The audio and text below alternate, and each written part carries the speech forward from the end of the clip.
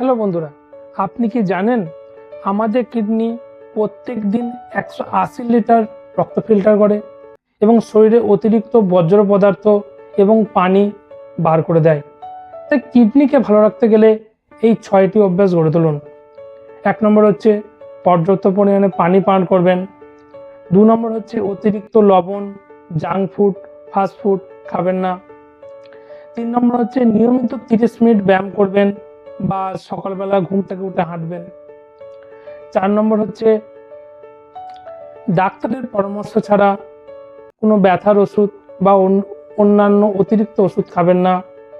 5 নম্বর হচ্ছে নিয়মিত বিপি অর্থাৎ ব্লাড প্রেশার চেক করবেন এবং সুগারটাকে নিয়ন্ত্রণে রাখবেন।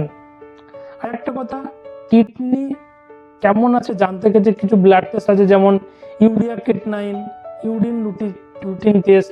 এই টেস্টগুলো অবশ্যই করবেন। এরকম স্বাস্থ্যকর টিপস পেতে গেলে আমাদের রহমান ফার্মেসি চ্যানেলটিকে ফলো করবেন। Thank you.